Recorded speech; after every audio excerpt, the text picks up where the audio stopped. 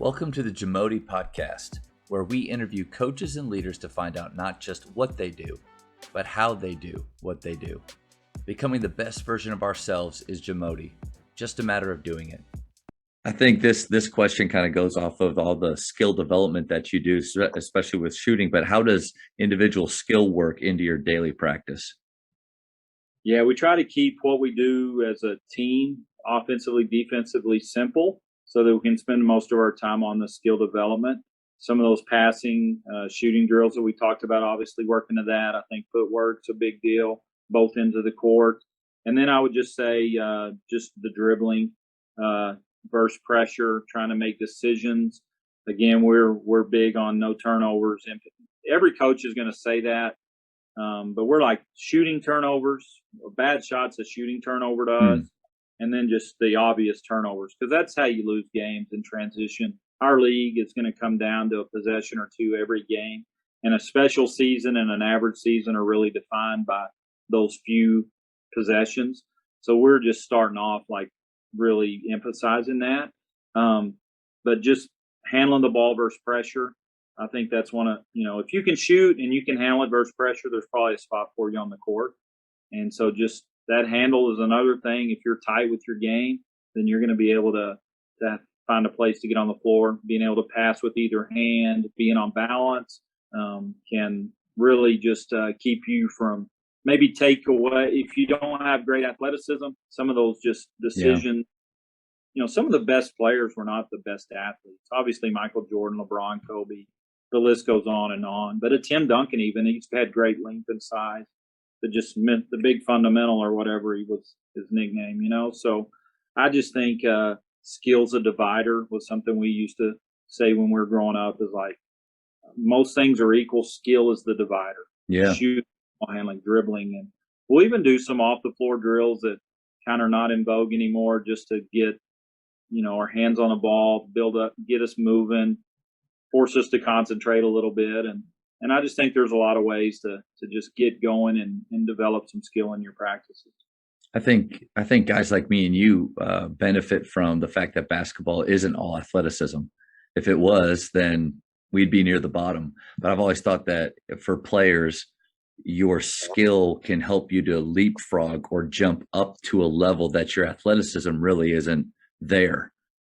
No doubt. And then your basketball IQ, or just and that's where just the love for the game comes in, because you're always watching like what happened here, what should have happened here, game management, just being a coach on the floor.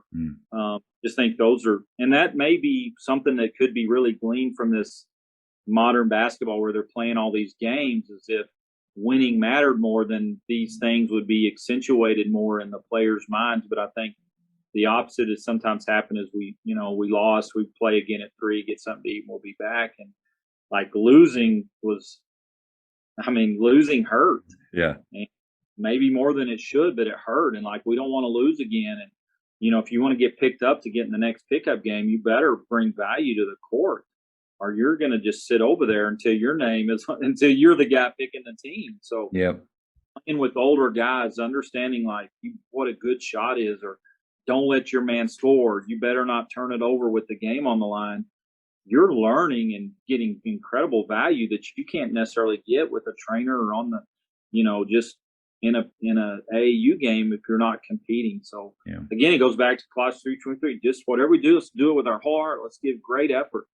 It just makes me literally sick to my stomach to watch basketball be played where I do not feel like the guys are competing, regardless of the level. Yeah. Like you said, you're playing that Kid and Pig today. You probably tried to win. And I'm going to pull out every trick I have to make sure, no doubt. And if we're losing, it's time to go to class. We got the belt. Hey, sorry. It's just how we got to roll, That's right. Well, yeah. The competitive spirit. And maybe some people have it more than others. It's been hard to know. But once you invest, I do think it goes back to if you've invested, then the outcome is going to matter more. So how do we get our guys to fall in love with basketball so that we love it?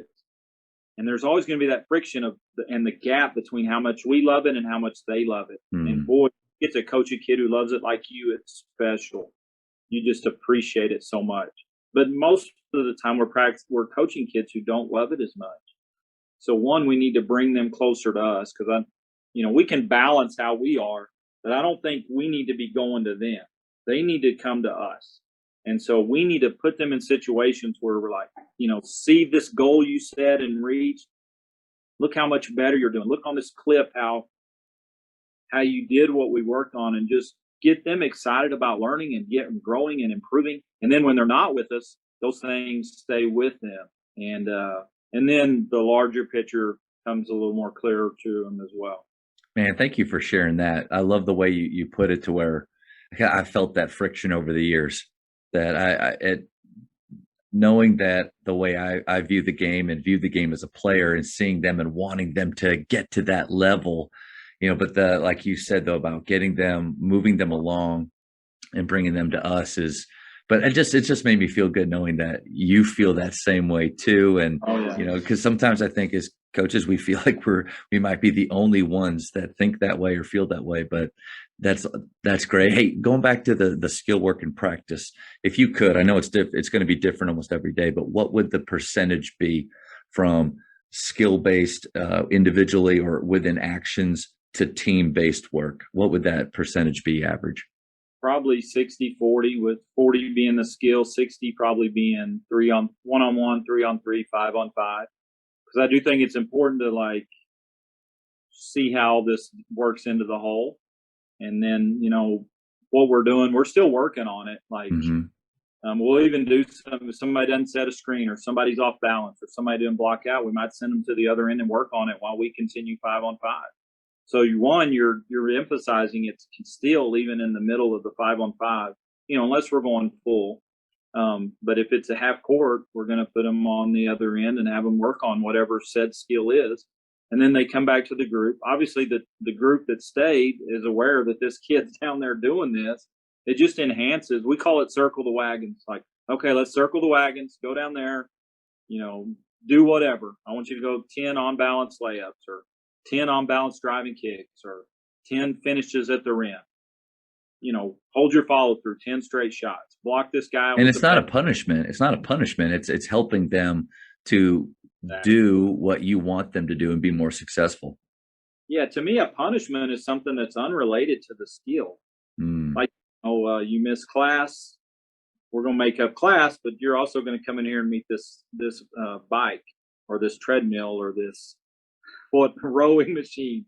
But you didn't block out. We could run you, but we want you getting better at blocking out and remembering to block out, or holding your follow through, or I probably back in the old days would have just said, get on the line.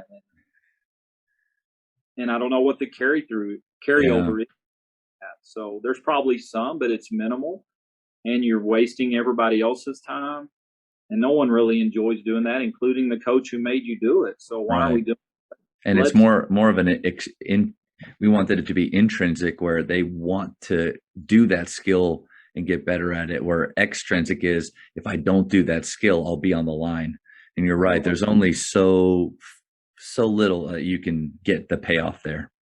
Yeah. And I think, if after a while this kid's needing another method, you might have to go to that. But I think most kids, by and large, they want to please the coach. Rarely is there a kid that doesn't. They love basketball too. We're trying to get them to love it like we think we do. But yeah, by and large, they want to please you, and they want to be good. They want to do well. So yeah, we're just really trying to help the kid, which helps the team, which helps us all moving forward. Thank you for checking out today's episode. Please take a moment to subscribe to this podcast, share it with your fellow coaches, and find us on social media for what's coming up next on the Jamodi podcast. It's just a matter of doing it.